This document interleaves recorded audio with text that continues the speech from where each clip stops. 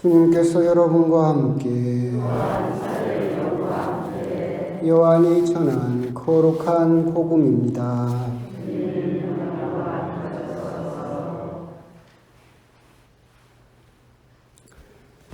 그때 예수님께서 제자들에게 말씀하셨다.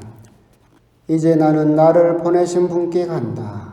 그런데도 어디로 가십니까? 하고 묻는 사람이 너희 가운데 아무도 없다. 오히려 내가 이 말을 하였기 때문에 너희 마음에 근심이 가득 찼다. 그러나 너희에게 진실을 말하는데 내가 떠나는 것이 너희에게 이롭다. 내가 떠나지 않으면 보호자께서 너희에게 오지 않으신다. 그러나 내가 가면 그분을 너희에게 보내겠다. 보호자께서 오시면 죄와 의로움과 심판에 관한 세상의 그릇된 생각을 밝히실 것이다.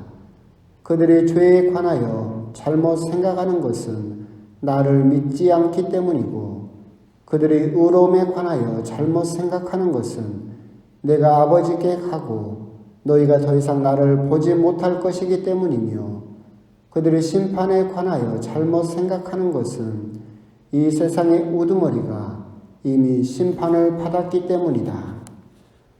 주님의 말씀입니다.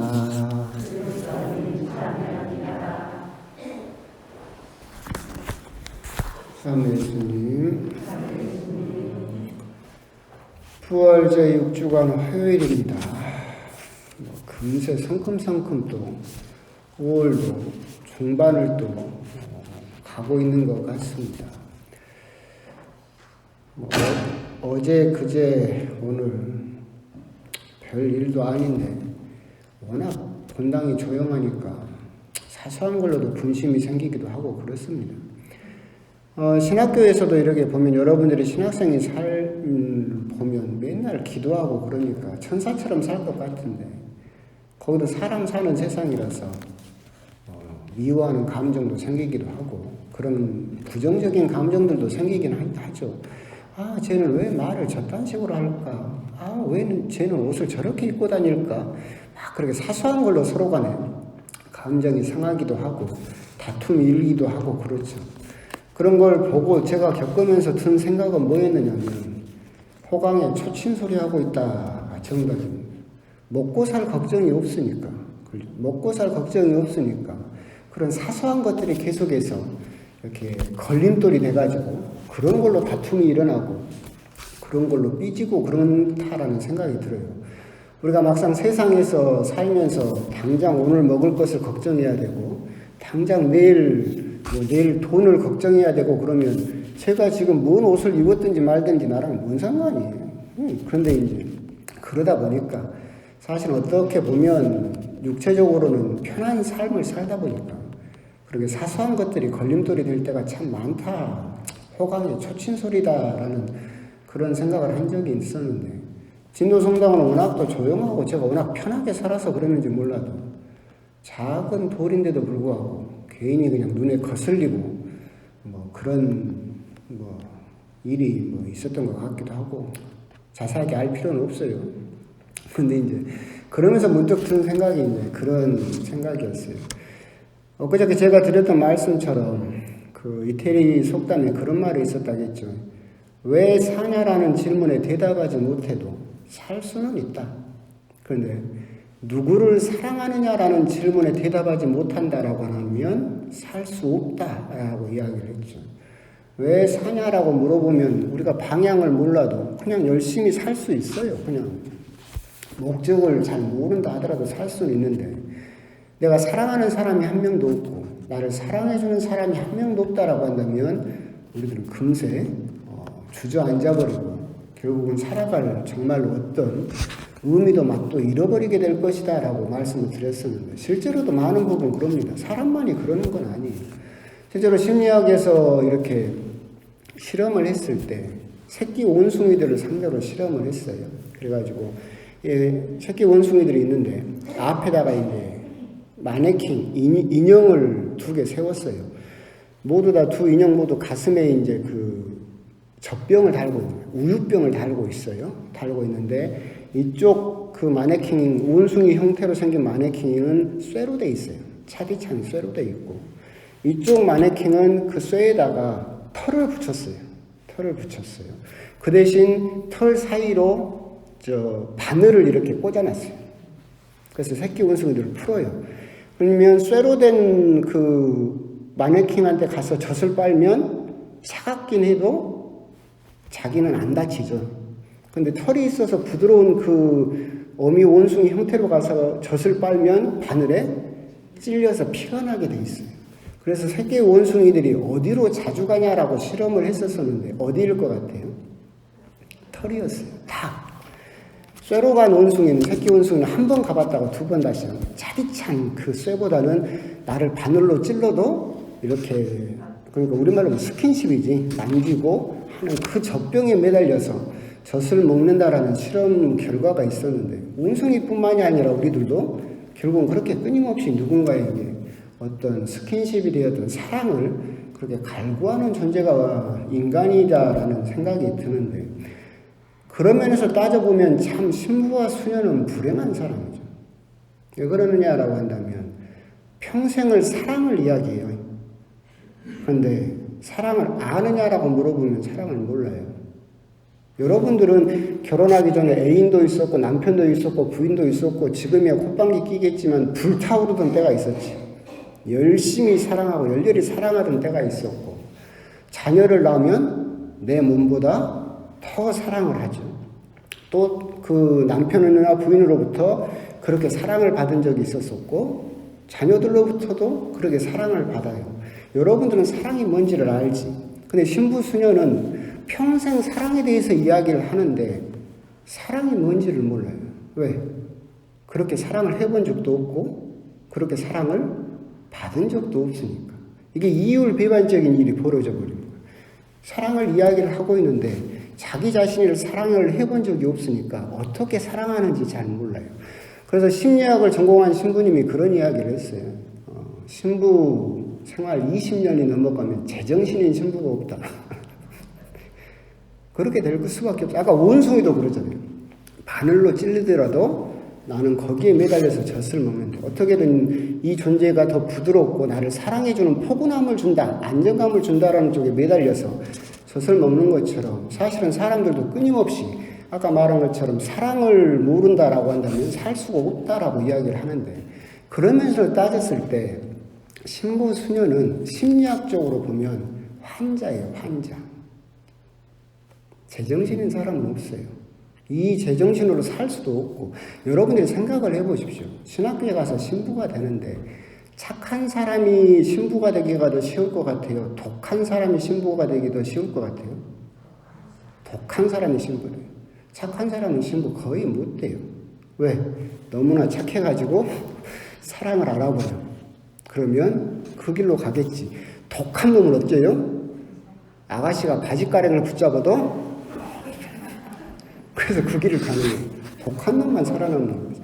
그러다 보니까 정말로 우리들이 신부도 그렇고 수녀도 그렇고 본당에서 살면서 사랑을 이야기를 하지만 정말로 우리가 사랑을 알고 이야기하느냐를 곰곰이 따져보면 정말 우리들도 사랑을 하지 못하는 경우가 많고, 하지만 그렇다면 여러분들은 그러겠죠. 하느님을 사랑하지 않습니까? 라고, 하느님을 사랑하면 되지 않습니까? 라고 이야기를 하지만 여러분도 다 아시다시피 하느님이 그렇게 친절하신 분이 아니에요.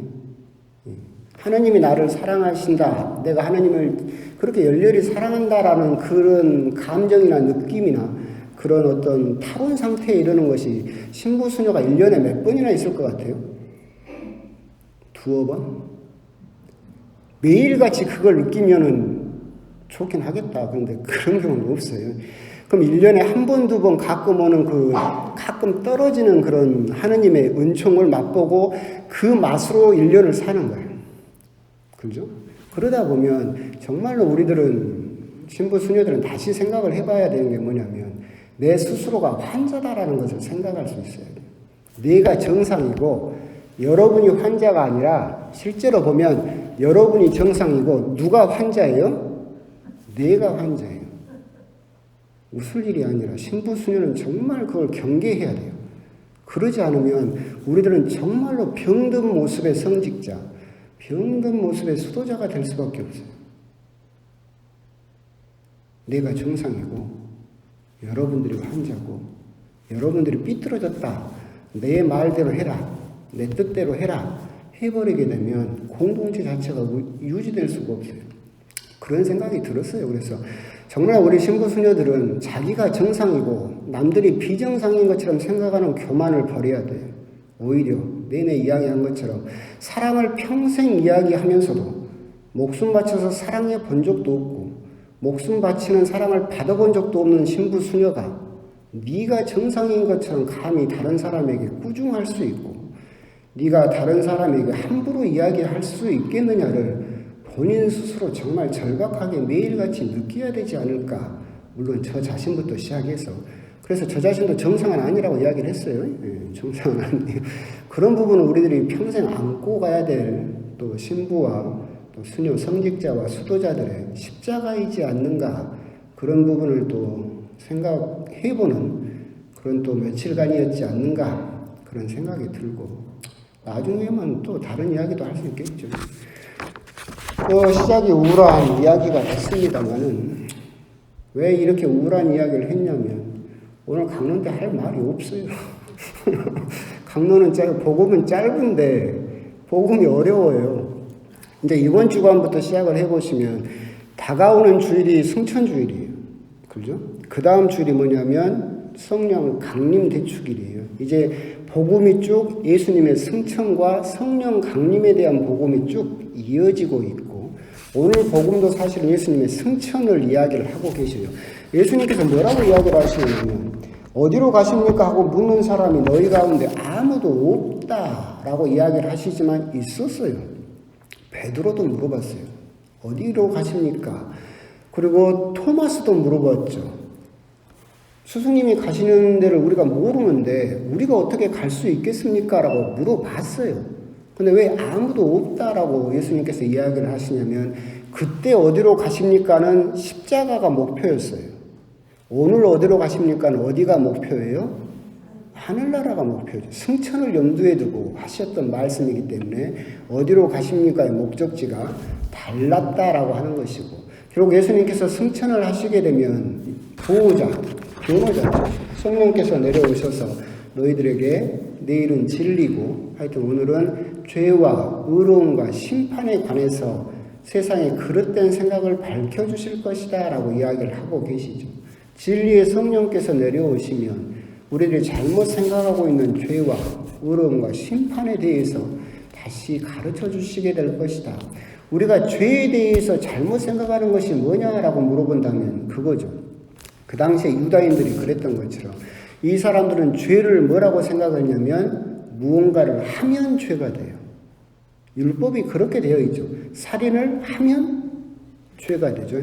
도둑질을 하면 죄가 되고 거짓 증언을 하면 죄가 되고 간음을 하면 죄가 돼요. 그래서 이 사람들은 율법을 어기는 것, 즉 어기지 말라고 되어 있던 이 계명을 어기는 것, 무엇을 하면 그것은 죄라고 인식을 해요. 지금도 똑같죠. 법을 어기는 거, 그걸 어기면 죄라고 생각을 하는데 성령께서 내려오시면 그 생각이 틀렸고 어떤 생각을 주실 것이냐라고 한다면 무엇을 하는 것이 죄가 아니라 무엇을 이제 하지 않는 것이 죄가 되어버려요. 사랑을 해라.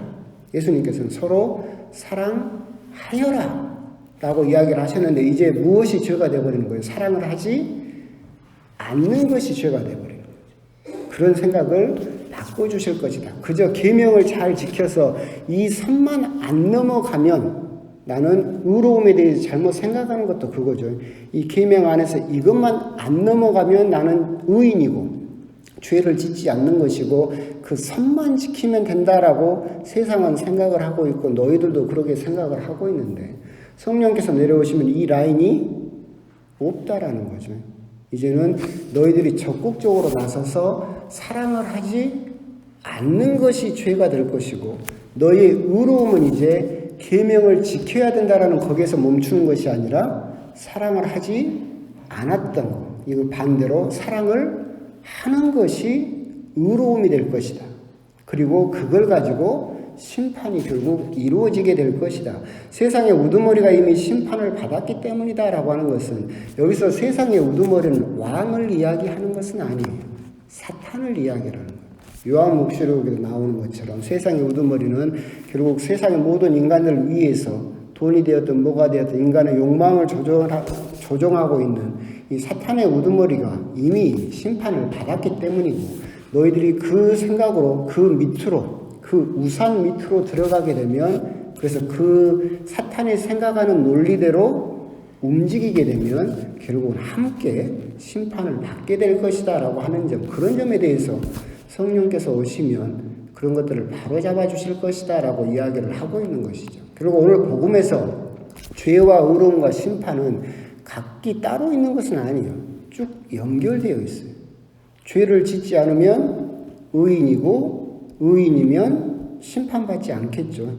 죄를 지으면 죄인이고 심판을 받을 것이고, 이 세계는 쭉 이어져 있는데 시작점이 너희들은 잘못 생각하고 있다. 그저 계명을 지키려 해서 무엇을 해야만 죄가 된다고 생각을 해서 소극적으로 안으로 움츠러들고 있고, 그냥 그것만 지키려고 해서 너희들이 의인이 될 수 있다라고 생각을 하는데, 이제 성령께서 오시면 그것이 적극적으로 바뀌게 될 것이고, 그저 계명을 지켜서 누구에게 손해 안 끼치고 미사 열심히 나오고 그냥 기도 열심히 하고 그러면 죄를 안 지었으니까 의인이 될 것이고 심판을 받지 않을 것이다라는 소극적인 자세로는 부족하다. 이제는 적극적으로 사랑을 해라, 용서를 해라. 이것이 이제 너희들이 의로움을 얻는 방법이 될 것이고, 그 의로움을 얻음으로 인해서 너희들은 심판을 받지 않게 될 것이다 라고 하는 점, 그런 점에 대해서 강조를 하고 계신 것이 아닐까. 결국 오늘 복음을 통해서 여러분들이 곰곰이 생각해 보실 것은, 그냥 계명을 지키는 것, 그것은 바리사이들도 했던 의롭게 되는 방법이었다. 하지만 예수님께서 요구하시는 것은 적극적으로 사랑을 할 것을, 용서를 할 것을 요구하고 계신다. 이제는 하는 것이 죄가 아니라 하지 않았던 것을 예수님께서 이제 물어보시게 될 것이다 라고 하는 점, 그런 점에 대해서 또 곰곰이 또 묵상을 해 보셨으면 좋겠습니다. 아멘.